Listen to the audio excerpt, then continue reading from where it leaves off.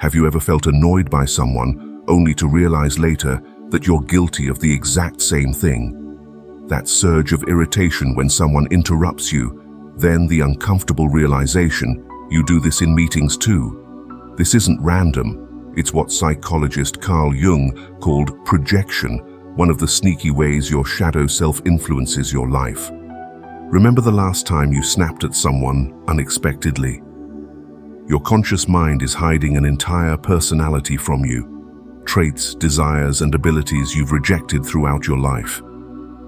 In this documentary, you'll discover how embracing these buried parts of yourself could unlock emotional freedom and true power in your relationships. The hidden truth behind your strongest reactions. Have you noticed how certain people trigger intense emotional reactions in you that seem completely out of proportion? That colleague whose small comment ruins your entire day, or that family member whose habits drive you to the edge of sanity. These reactions aren't random. They're meaningful signals your mind is sending, though not in the way you might think. When someone's behavior makes you unusually angry or upset, your conscious mind quickly justifies your reaction. They're being rude, you tell yourself. Anyone would be annoyed by this. They shouldn't act that way. Your rational brain constructs a neat explanation that places all responsibility on the other person's behavior. But what if these powerful reactions aren't about the other person at all? What if that surge of emotion, that disproportionate anger, that inexplicable irritation reveals something your brain is desperately trying to hide from you? These emotional triggers function as mirrors, reflecting back parts of yourself you've hidden from conscious awareness. The Swiss psychiatrist Carl Jung discovered this psychological mirror effect during his own personal crisis in the 1930s. After his painful professional break with Sigmund Freud, Jung entered what he later called his confrontation with the unconscious, a dark period where he experienced vivid visions and faced the depths of his own psyche. Much like our moments of intense emotional reaction, Jung's crisis became a doorway to profound self-understanding. During this intense psychological journey, which he meticulously documented in his Red Book through writings and intricate paintings, Jung came to understand that our strongest emotional reactions often point directly to disowned parts of ourselves, what he would later term the shadow. This shadow self isn't born with us. It forms throughout childhood as we learn which behaviors and traits are acceptable versus unacceptable according to our family and society. When your parents frowned at your anger, you learned to suppress it. When teachers rewarded compliance and punished assertiveness, you buried those dominant impulses. When peers mocked vulnerability, you locked away your sensitive side. Piece by piece, you constructed an identity of acceptable traits while banishing others to the shadows. Unlike his mentor Freud, who focused primarily on repressed sexual desires, Jung recognized that we repress a much wider range of human qualities, including many positive ones. Your creativity might have been discouraged as impractical. Your leadership qualities labeled as bossy, your analytical mind dismissed as overthinking. Even your talents and strengths can be pushed into shadow when they don't align with expectations placed upon you. This explains something profound about your emotional reactions. When you feel disproportionately annoyed by someone's behavior, your brain is often recognizing a quality you've disowned in yourself. The arrogance that infuriates you in your boss might be an ambition you've never allowed yourself to express. The neediness that irritates you in a friend might be the vulnerability you've buried. Your strongest emotional reactions to others are windows into your own hidden personality, qualities you've rejected but that still influence your life unconsciously. This is why you can be instantly triggered by behaviors that others barely notice. Your friend might be completely unbothered by the same behavior that sends you into an emotional tailspin because your shadow is uniquely yours, shaped by your personal history and specific repressions. Think about someone who consistently triggers you. What quality in them provokes your strongest reaction? Now comes the uncomfortable question. How might this very quality exist within you, perhaps in a form you've never acknowledged? This isn't about blaming yourself for others' behavior. It's about recognizing that your emotional reactions contain valuable information about your complete self. Jung didn't view the shadow as something to be eliminated, but rather as essential parts of ourselves waiting to be reclaimed. Each trigger becomes an invitation to self-discovery chance, to recognize aspects of your personality that have been operating below the surface, influencing your feelings and behaviors in ways you've never fully understood. The shadow self, your brain's hidden operating system. Those shadow elements Jung uncovered don't simply sit dormant within us. Think of your psyche as a sophisticated computer with dual processors. Beneath your conscious awareness runs a complete secondary operating system, one you never consciously installed, yet determines much of your life's trajectory. The first processor, your conscious mind, handles what you deliberately think about and recognize as you. Yet this represents only a small fraction of your complete psychological makeup. Second, your shadow operates continuously in the background, storing everything your conscious self has rejected as not me throughout your lifetime. What Jung discovered through his own psychological explorations reveals something profound. While you navigate daily life identifying with your conscious self, an entire parallel personality quietly influences your decisions, relationships, and opportunities from the shadows. Under unexpected stress, this secondary system might suddenly reveal itself, perhaps as an unexpectedly brilliant creative solution or a surprisingly assertive response that seems to come from nowhere. This shadow system isn't merely a collection of negative traits. Within this hidden repository exist extraordinary, untapped talents and creative impulses. These are aspects that may have been discouraged by family members, educational institutions, or cultural expectations. Parts of yourself you learned to suppress because they didn't conform to what others wanted from you. Your shadow develops as a natural counterpart to what Jung termed the persona, that carefully constructed social mask we present to gain approval and acceptance. The professional who projects constant competence might shadow store their vulnerability and need support. Every quality embraced consciously sends its complement into shadow. This hidden operating system exists within what Jung called the personal unconscious. Unlike his concept of the collective unconscious with its universal archetypes shared by all humanity, your personal unconscious contains material unique to your individual life experience. Memories, impressions, and qualities that were once conscious but have been forgotten or actively repressed. When qualities remain in shadow for extended periods, something remarkable happens. The energy required to keep these aspects repressed accumulates significantly. Research into Jung's theories reveals that maintaining this psychological separation demands enormous mental resources, which explains why acknowledging these hidden elements often unleashes a surprising surge of vitality and creative energy previously inaccessible. Dreams provide fascinating glimpses into this shadow landscape. Jung observed that figures appearing in dreams often manifest as the same gender as the dreamer, potentially representing these repressed personality aspects.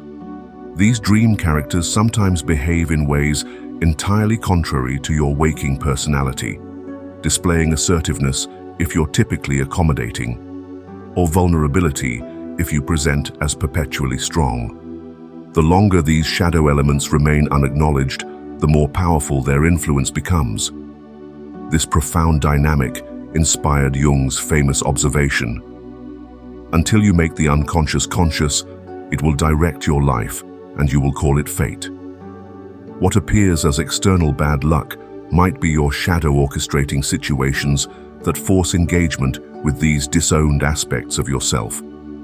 Remember that colleague whose confidence irritates you beyond reason. They may be activating your shadow-stored confidence that lies dormant. The friend whose emotional vulnerability makes you uncomfortable might be reflecting qualities you've banished to your own shadow. These reactions aren't random but precise indicators pointing to your shadow content. Messages from that secondary operating system we discussed earlier. Unlike other psychological theories that pathologize the unconscious, Jung viewed the shadow not as something to eliminate, but as essential parts of ourselves waiting to be reclaimed. The shadow contains not just our weaknesses and uncomfortable truths, but also normal instincts, realistic insights, creative impulses, and leadership capacities that have been suppressed through socialization. The relationship mirror, how your shadow creates patterns. Your shadow doesn't operate in isolation. It orchestrates entire dramas in the theater of your relationships. Ever wonder why certain people trigger you instantly while others remain unfazed by the same behavior? Or why, despite your best intentions, do you keep finding yourself in an eerily similar dynamic relationship with different partners? These patterns aren't coincidental. Your unconscious mind is methodically creating situations where you can encounter the very parts of yourself you've refused to acknowledge. Relationships, especially romantic ones, function as mirrors, reflecting the aspects of your personality you've banished from conscious awareness. Think about someone who consistently irritates you, perhaps a colleague whose constant need for validation triggers a visceral disgust in you. This reaction might reveal that you were conditioned to believe seeking recognition was selfish, forcing you to bury your own natural desire for validation. Their behavior isn't just annoying, it's reflecting a disowned part of yourself back to you. Jung called this mechanism projection. When we encounter qualities in others that we've disowned within ourselves, we project intense emotional energy onto them. Your psyche convincingly declares, that problematic quality exists in them, not in me. This allows you to maintain the illusion that you're free from these traits while simultaneously being drawn to them with remarkable consistency. Projection operates beyond conscious awareness. You become convinced your judgment about someone is objective reality rather than a reflection of your hidden material. The qualities that most enrage you in others often mirror what you've most strongly rejected in yourself. During analysis sessions, Jung observed how patients projected their shadow material onto him, creating powerful emotional reactions that revealed their disowned qualities, providing valuable windows into each person's shadow. These relationship dynamics emerge through what Jung termed complexes, concentrated nodes of emotional energy in your unconscious that function like psychological magnets, drawing you toward people who activate your shadow material with remarkable precision. This explains why you might repeatedly find yourself attracted to partners with similar problematic behaviors, despite consciously wanting something different.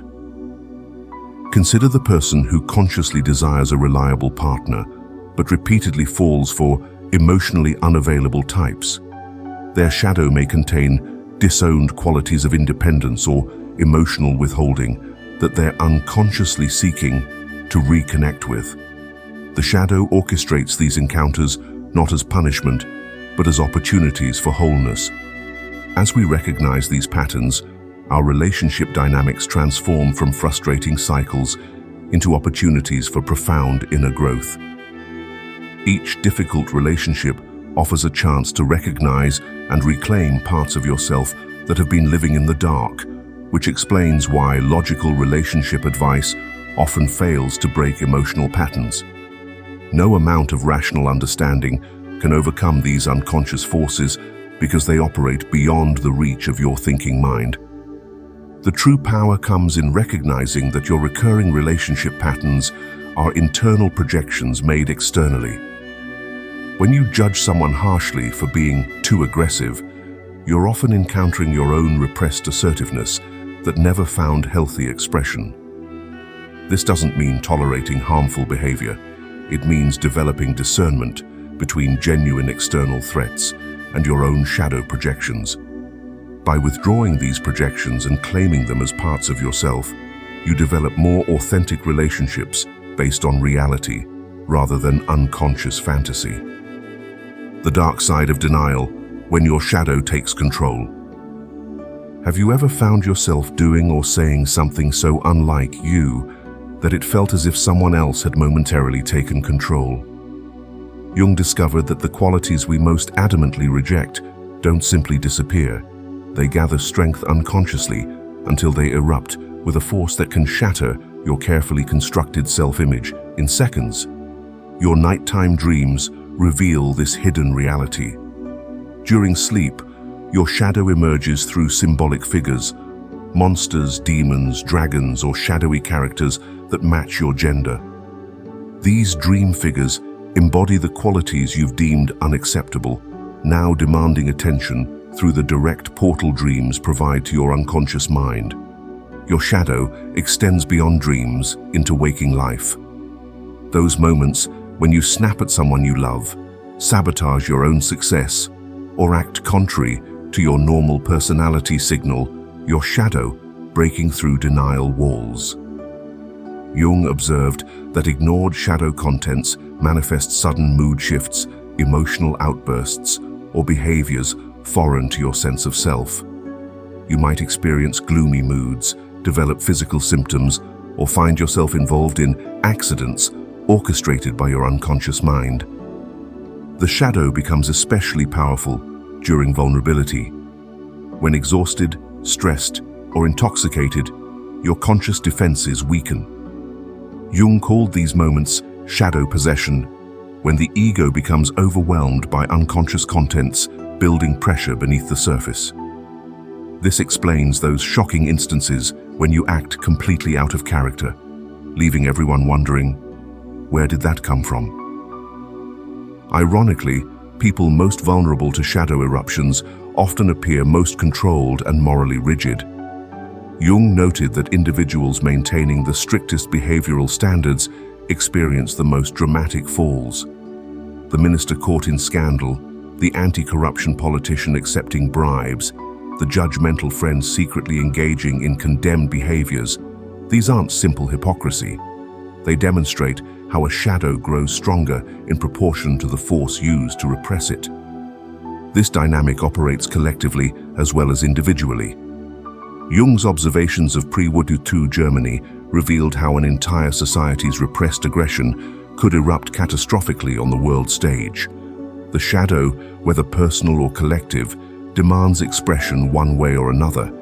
The only question is whether that expression comes through conscious integration or unconscious eruption. Consider those moments when you felt completely taken over by an emotion or impulse you didn't recognize as your own. Perhaps you've experienced rage so intensely it scared you, jealousy that possessed your entire being, or desires contradicting everything you thought you valued.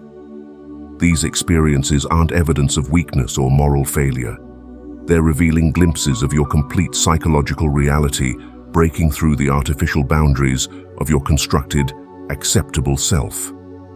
Your shadow announces itself most dramatically in relationships.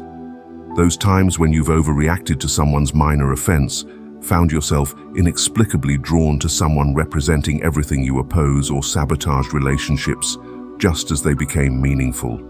All shadow moments. The qualities triggering your strongest judgments in others are precisely those your shadow holds most powerfully. What makes shadow eruptions so disorienting is that they feel like invasions from outside rather than expressions from within. You might wonder, that wasn't me, I would never do that. But Jung's insight reveals the uncomfortable truth. These eruptions are more authentically you than many of your conscious behaviors. They represent parts of your complete personality, demanding acknowledgement after being denied expression through acceptable channels. Shadow integration, the path to authentic power. What if the very traits you fear are the keys to your true potential? Those parts of yourself that feel most frightening to acknowledge might hold the key to your greatest strength. Jung called this paradoxical journey individuation. A process was facing what you've hidden from yourself transforms internal conflict into a source of genuine power that others can sense, but few truly understand. Jung's approach revolutionized psychology because he saw shadow work as integration rather than elimination.